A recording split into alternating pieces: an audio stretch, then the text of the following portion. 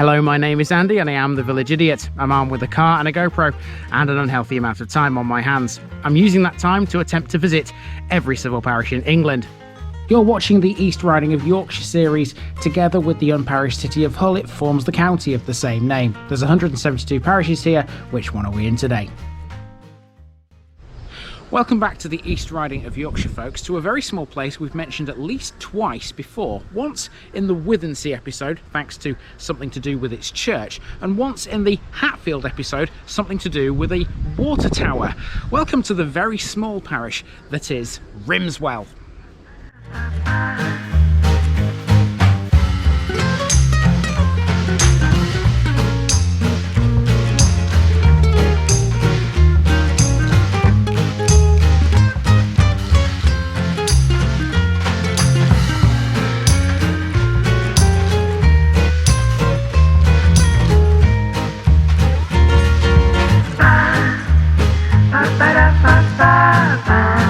Here's my disclaimer for people who may be watching me for the first time. I say things as I would in my native accent and dialect. As a result, I may not pronounce things in the same way as the locals do. Remember, I'm a visitor. It's impossible to know everything. Leave me a comment, spin me a like and bash that subscribe button. Let's get to today's parish video. Here's an interesting little place on the Holderness Coast. Welcome to Rimswell, a tiny settlement just a few miles away from Withernsea, whose boundaries include the small hamlet of Waxhome, right on the edge of the North Sea. Rimswell Parish is one of the newest in East Yorkshire. It used to be in the parish of Owthorne, which no longer exists. Mind you, that's because theoretically it can't anymore. Owthorne has been lost to coastal erosion. It's one of the many East Yorkshire settlements which have been swallowed up by the North Sea. The remains of Owthorne were absorbed into an area of Withernsea. One thing the sea claimed was Owthorne's church. Both it and much of the settlement were washed away in 1816, and the remainder of the churchyard would follow in 1838. However, salvaged stones from its ruin were used to build St Mary's Church here in Rimswell, so in theory, Owthorne lives on, in some small manner at least. Rimswell itself is a tiny settlement containing just a handful of houses and a few farms. It does have one pretty big landmark though, Rimswell Water Tower, which was erected in 1916. To the south of the village and the tower, you'll find one of East Yorkshire's hidden gems, the Great Newsom Brewery. There's also an industrial area to talk about in Waxhome, a former windmill to see, and lots of rich, open farmland. So, let's get to it.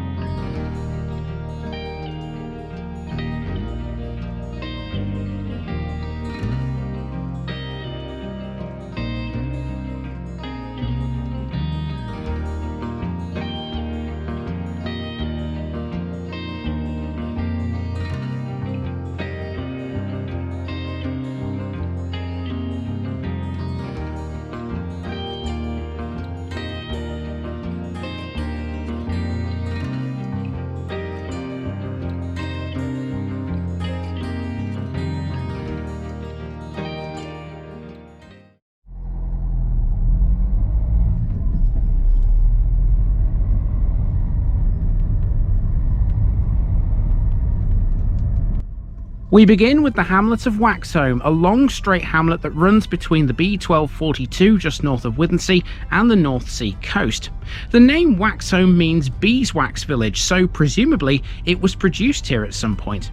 The name was recorded as Wexnam in 1162. Waxhome, like many other coastal villages in the East Riding, was once a lot further inland. The barrage of erosion from the North Sea has continually brought the waves closer and closer to the village over the years. Waxhome has a small industrial estate, Waxhome Trading Park, which was developed in 2006 by a local family-run farming business. It contains Waxhome self-storage, and yes, that's exactly what it sounds like. It's a storage facility for pretty much anything you can think of. Its storage unit sizes range from 8 feet to 40 feet. They're insulated, secure, and have 24/7 access. That's pretty much the whole hamlet in a nutshell, barring one other major landmark on the B1242. Now, whilst Waxhome may not have a lot of landmarks, one thing it does have on the road to Withernsea is an old windmill, which I'll need to walk along this road for, a very bendy road which goes along the coast towards Withernsea. There's the entrance to Waxhome, as you can see there. and you can see how much this road bends. Withernsea is down there. So quite a long way away. The mill is just here on this corner. Not an easy place to park the car, which is why I've walked from that one road that you saw a moment ago that I was driving up. There it is.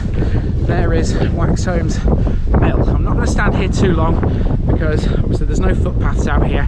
I don't want to get mown down by passing traffic. A lot of lorries use this road, so yeah, at least I've shown you the mill. So now we're going to head across to Rimswell, which means heading back this way towards Roos, and Rimswell is over there somewhere. Let's go.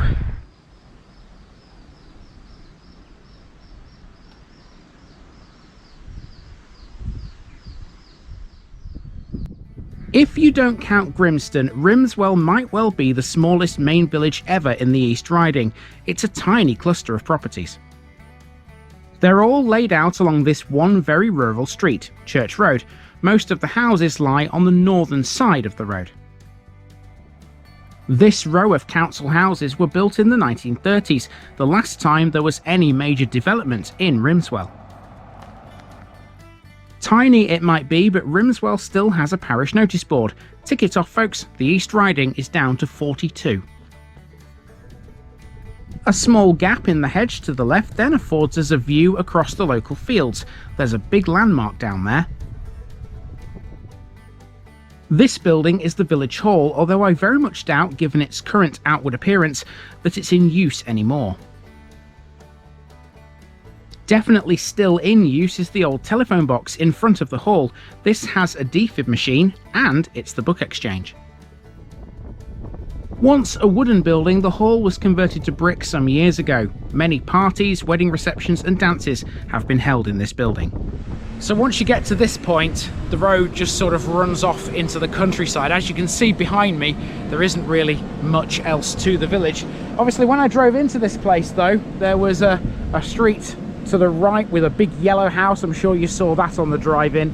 That's all Rimswell as well, but not really much point going up there just to capture that once again. It's just basically just a residential area. There is one thing though we still haven't covered, and it's right behind the camera, and that is Rimswell's church.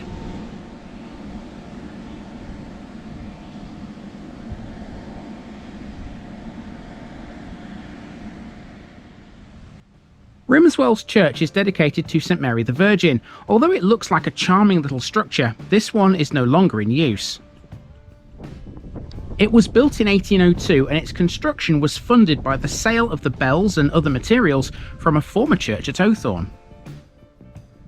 It was built because at that time Owthorne's church was in danger of being washed away. In 1816, it finally succumbed to coastal erosion. This church though is now closed, meaning the parish of Rimswell has no church at all. The slightly unkempt churchyard is sad to see.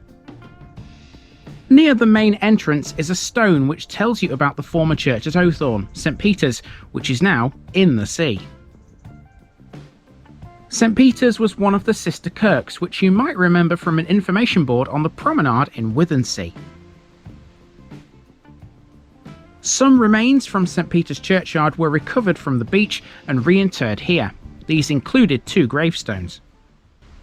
So that's it for Rimswell village, the main sort of bit of it, but there are some other bits to the south, and one of those bits includes the water tower. Now you may remember in the Hatfield episode we saw Mapleton water tower, and you remember me saying there that that water tower has a carbon copy and it can be found here in Rimswell. So when you see this tower you might think it's a little bit of deja vu. Let's go and find it.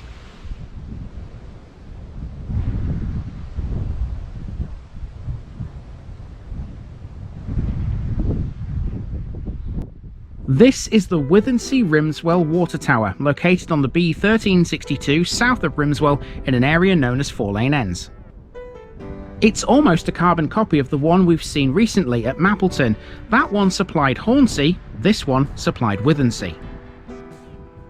The tower has 2 tanks which hold a total of 400,000 gallons of water, which sounds a lot, but actually it's hardly anything. When it was built back in 1916, that amount of water was sufficient to last South Holderness for 2 whole days. That's not the case today. 400,000 gallons would now last about 2.5 hours. This goes to show how much more water is in demand in the modern world. The tower is a listed building. It gives its name to Tower Garage directly opposite, which is a standard vehicle repair shop. The tower also stands on Rimswell's border with Halsham, and it's easily the most recognisable landmark in this part of Holderness. Now there's one more thing to cover before I leave Rimswell behind, and it's going to come to you in the form of today's special section. You see, to the south of the tower there's a farm which is the home of the Great Newsome Brewery. That is what we're covering to finish. Rimswell used to have a pub or two many moons ago. I found records that mentioned the Dog and Duck and the Rugged World. It might not have any pubs now, but alcohol is still a major part of the economy out here. In an area known as South Frodingham, a mile south of the tower, is the Great Newsome Brewery, which occupies one of the hamlet's two ancient farms. The brewery has been going since 2007. Here, you will find beers for all seasons, and if you visit their shop, you're likely to be met by an English Springer Spaniel or two, descendants of a dog called Jem, the brewery's mascot. Jem is fondly remembered on their bottle labels and draft beer bar tags. Oh, and by the way, Frodingham Hall is worth a mention here too. It was the home of the Frodingham or Fotheringham family who emigrated to America soon after the Pilgrim Fathers. At different times since, the hall has been owned by Sir John Lister, the wealthy Hull merchant, and the Sykes family, and we already know lots about them.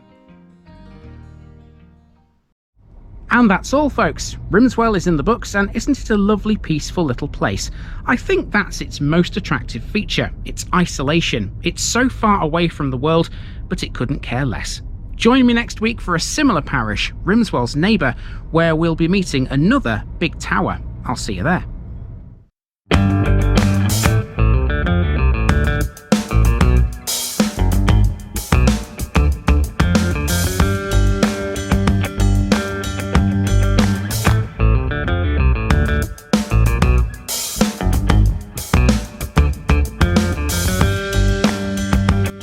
Thanks for watching this video, folks. Don't forget to like this episode if you haven't already. It really makes a difference with YouTube. If you're new here, subscribe to the channel for more videos like this, and give us a share too if you've got friends who'd like it. You can find all the links to my social media accounts below, as well as my Buy Me a Coffee page where you can donate to the channel. Also, if you've enjoyed this episode, have a look at some more videos in this series. Until next time, I've been Andy, also known as the Village Idiot, and I'm out.